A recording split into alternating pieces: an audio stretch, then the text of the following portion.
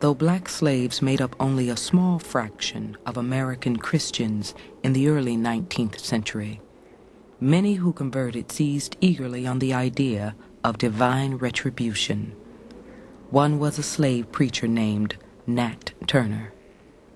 Turner's actions in the summer of 1831 would force America to face its deepest fears and help a mounting abolitionist movement gain the attention of the nation. While laboring in the field, I discovered drops of blood on the corn, as though it were dew from heaven. And as the blood of Christ had been shed on this earth and had ascended to heaven for the salvation of sinners, it was plain to me that the Savior was about to lay down the yoke he had borne for the sins of men, and the great day of judgment was at hand. Nat Turner. God in the Old Testament often worked through acts of violence and often protected the Israelites through acts of violence. And it was in that tradition that Nat Turner situated himself. He was an avenging Messiah who had come to save his people from the sinfulness of the slaveholding South. Nat Turner was born in the year 1800, the week before Gabriel was hanged. In 1825, Turner voluntarily returned to bondage after successfully making his escape. The Spirit had appeared to him, he said, and told him to return to his earthly master. But in 1828, the Spirit appeared to him again. I heard a loud noise in the heavens, and the Spirit instantly appeared to me and said the serpent was loosened, and Christ had laid down the yoke he had borne for the sins of men, and that I should take it on and fight against the serpent, for the time was fast approaching when the first should be last and the last should be first. And immediately the seal was removed from my lips, and I communicated the great work laid out for me to do. Nat Turner.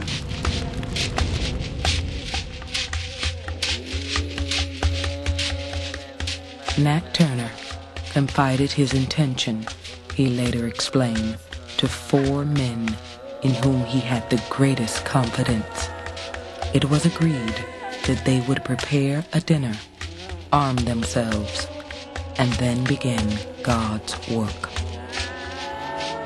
The issue here is God made us to be free. God is empowering us to claim this freedom which God has promised to us. And so what we see is that with Nat Turner, the key concept is deliverance.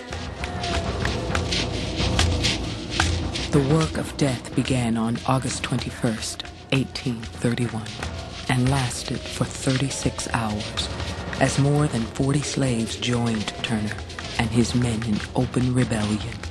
In the end, at least 55 white people were dead. An abolitionist newspaper in Boston, The Liberator, reported that whole families had been cut off. Not a mother, not a daughter, not a babe left. Putnam Moore, the young boy who legally owned Nat Turner, was murdered in the bed where he lay sleeping, outside Jerusalem, Virginia. It's horrifying. There were young children who were killed, but you can feel the rage and you can feel the anger, and you can wonder whether slavery ever would have ended without that sort of rage. Nat Turner was hanged and then skinned in 1831. And for the first time, politicians in Virginia seriously considered a plan for abolishing slavery, but couldn't bring themselves to do it. Slavery was the soul of American progress. Without it, many argued, there would be no future. But to the growing abolitionist movement, Turner's rebellion was the beginning of the end. What we have so long predicted has commenced. The first drops of blood, which are but a prelude, have fallen. The first flash of lightning has been felt.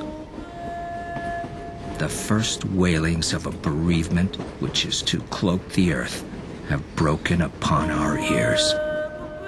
The Liberator, September 3rd, 1831.